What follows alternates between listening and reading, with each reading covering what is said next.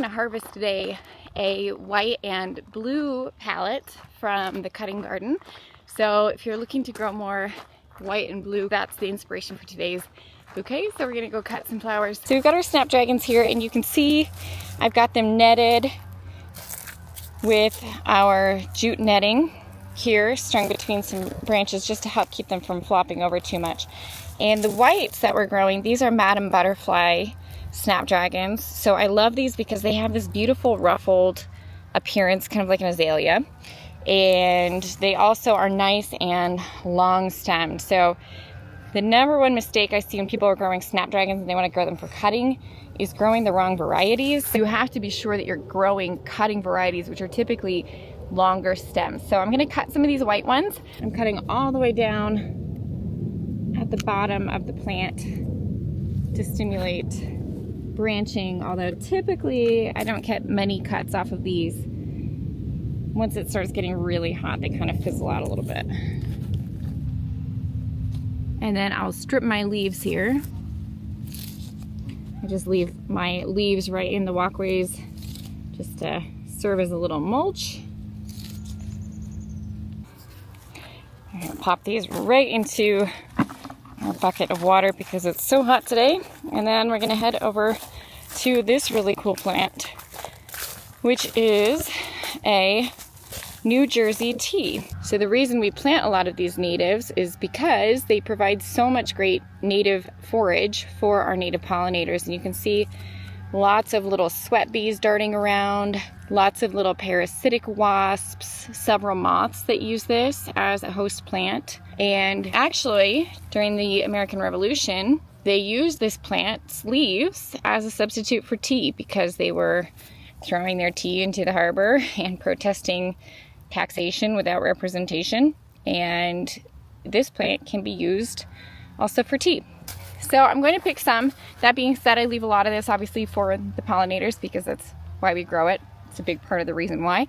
And so I'm going to pick some for our white bouquet, but we're going to leave most of it. All right, so here we have our New Jersey tea. And the other benefit of this plant is actually it's really, really drought tolerant, highly drought tolerant. So prefers full sun. It likes well draining soils, but our clay soil here, it seems to do just fine in. So it does die back quite a bit every winter, but if you mulch it, it helps reduce the dieback. All right, we're gonna grab a couple more white things and then we'll grab our blue. Now the next white bouquet piece that I'm gonna pick is another native, and this one is called Pearly Everlasting. Not to be confused with Winged Everlasting. Winged Everlasting is a non-native from Asia, and while I do grow non-native plants, if there's a really good substitute that is a North American native, I'm gonna grow that instead. But for some reason, it's not as popular to grow this one as it is to grow the Asian Winged Everlasting, and a lot of popular seed suppliers sell the Asian one and not the native one, which makes no sense to me. But anyway, here we are. So here's our Pearly Everlasting. This is an important host plant to the painted lady butterfly. Now they make a really good dried flower, and you can see just now they're starting to open. I usually, if I'm going to dry them, I like to catch them at about this stage, because if I wait too long, then they kind of start to open and go to seed, which can make a bit of a mess. So it's okay to harvest them for fresh bouquets when they're starting to open like this and they have their little yellow centers. But if I'm harvesting for dried, I actually prefer to harvest it a little bit more like this. Now we have a really nice big patch and only a little bit is blooming. So I'm gonna go ahead and just harvest a few of these just to conserve some for our painted ladies. All right, there's our Pearly Everlasting. Let's go pop this into our bucket.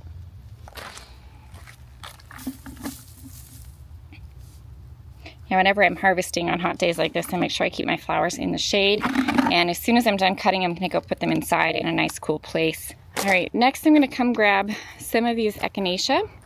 So we have some cultivar Echinaceas. We also have a lot of the straight native, which are the ones you see here. And you can see there's usually a lot of pollinators on these Echinacea. And the cultivars, not so much, I'll be honest with you. The white cultivars of the Echinacea, there tend to be not that much on these ones anyway, which is why we do grow both. So some really just for pollinators and some for cutting. So I'm gonna go ahead and cut just a couple of these. These are powwow white Echinaceas. Again, these are a cultivar. And actually this one looks like it has aster's yellows, and aster's yellows is really common with echinaceas. So it's spread typically by bugs, usually leaf hoppers, but what happens is you can see they kind of start to grow more flowers out of the tops. It's just starting now. You'll see it more pronounced as they grow, but it is common in echinaceas, so don't panic if your echinacea has it. It's best to remove it if you do see it happening. That being said, I've definitely left them before and just ignored it. So do whatever you feel is right. Someone has decided he is not ready to share these flowers. Here, buddy, let me put you in a better one, okay? Going over here. Here you go. There he goes. Okay.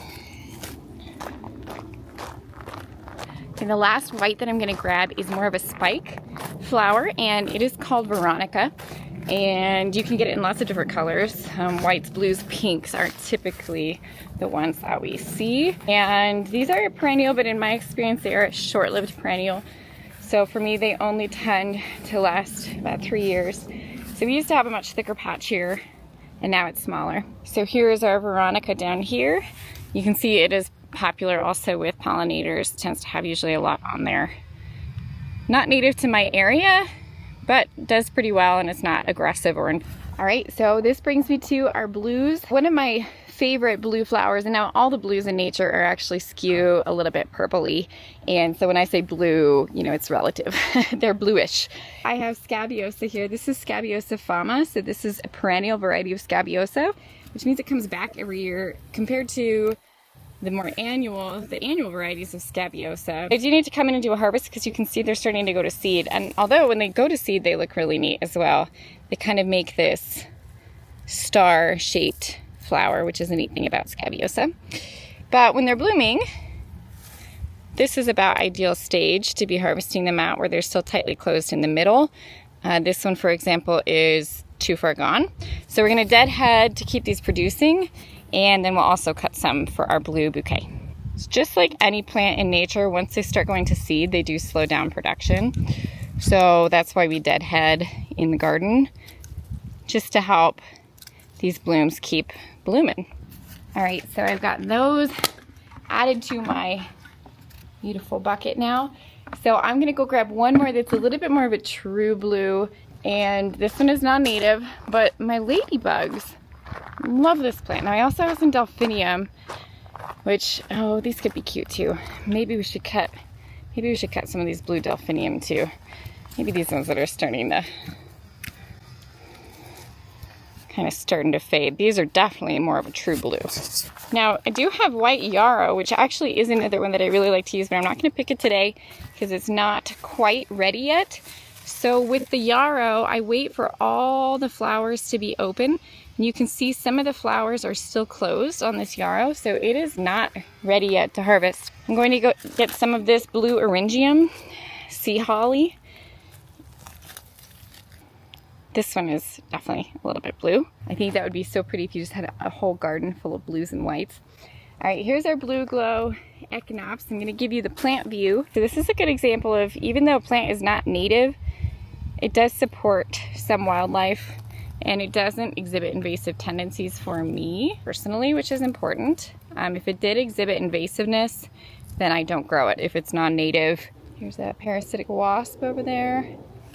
And these dry so well. Hands down, one of my favorite flowers for drying. And you do have to harvest them early. So when they're about like this, just starting to blue, because if you wait too long, they go to seed and then they're a messy cut flower. They're a little bit spiky. They look like a thistle. And if you don't deadhead them, they do reseed. They drop seed. You can see some down here that reseeded. So I typically just cut them all and dry them. And that way we avoid any unwanted spreading. All right, so here we have some blues. Let's go pop these in our bucket and see how we're looking. And then we're gonna assemble our bouquet. Okay, can we just admire this beautiful palette here for a second? These blues and whites. It just makes such a stunning and unique color palette.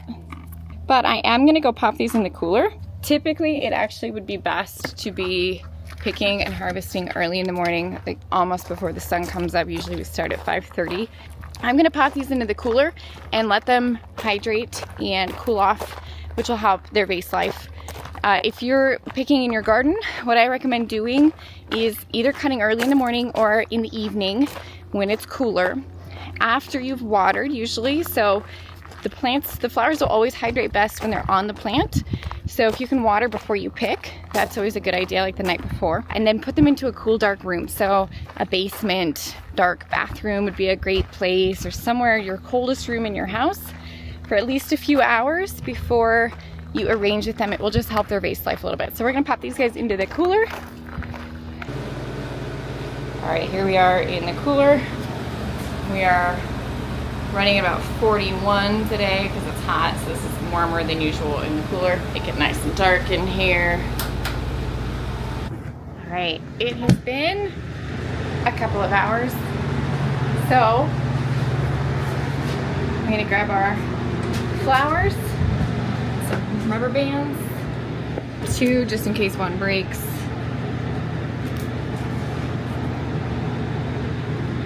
And let's go make a bouquet. I love hand-tied bouquets for so many different things. I like them for market bouquets. I like them for gifting to neighbors or friends. I like them for even, you could do one as a kind of a wildflower look bridal bouquet. And I've shown how to do this before, and we also have our full flower arranging course where we list various flowers that are good in the garden for arranging. Now I've removed most of the lower leaves already in the field, but you do want to remove any extras that are still hanging out below the water line because they can make the water dirty. So you'll get bacterial buildup and the flowers will die faster if you leave all the leaves in. I'm going to stagger my heights a little bit as I start. So I have one flower sitting up a little bit higher than the other, and then I'm going to come in on the other side and I'm going to just make an X shape. So I'm coming right across and I'm grabbing between my finger and thumb, and now I have my X. Now I'm going to feed in all these different flowers. It's going to be a pretty homogeneous mix of blooms all the way around. And if you have anything that's somewhat like a focal flower, so for example these guys, I'm going to sit them up just a little bit higher in the bouquet so that they don't get swallowed down below by everything else going on. So I'm just going to continue to do that. I'm going to put this Veronica up a little bit higher because it's a bit of a spike element, so I'm going to have that sit higher. So I'm keeping that nice loose cupped hand as I'm building this X shape, just so that it doesn't get too gripped together. Echinacea. Again, every time I'm going in at an angle. And if you want to see me do this more slowly and explain a little bit more, we do have the full course, and I'll link that below, on flower arranging with garden blooms. Here's how it's looking from the top, so you can see it's kind of a fan shape. I'm going to go ahead and rotate it, and I'm going to continue building it this other direction. So I'm going to come in this way now, always adding stems at an angle. Every time I add in a stem, I'm really just kind of popping open my thumb and placing things in. I have some holes in the center, so I'm just going to slide one in the top. One flower up here that's sitting way too high, so I'm going to trim him down. Okay, so there we have it. And then as I get to the end, if I notice that there are any, oh no, Spidey, come in. If I notice that there are any flowers that I feel like are squished down too low, then I'll grab and gently pull them up just to give a little bit of dimension.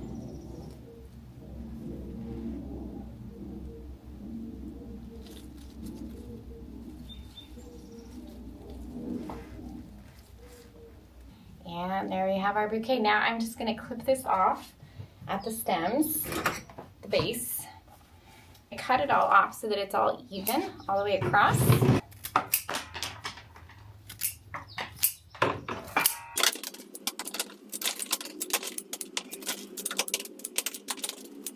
All right, now if I was doing this for a bridal bouquet, I'd be a little bit more careful, but this is just for me to display in a vase. I always just tie them with a rubber band. So I'm making sure to keep this nice and loose, so you can see how I have this X shape here. from here to here, and that's what creates this nice, beautiful fullness in the bouquet. So now I'm going to go ahead and tie it off, and then I'll cut any that still look too long. Don't want to tie too tightly because it'll kind of ruin the shape here.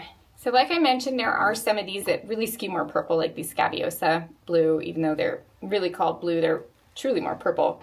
These ones though, really more blue. These ones really more blue. So if you wanted just the blues and whites, you could take out the purple Scabiosa, and then it would really be more of a true blue and white bouquet. I love them. What do you guys think?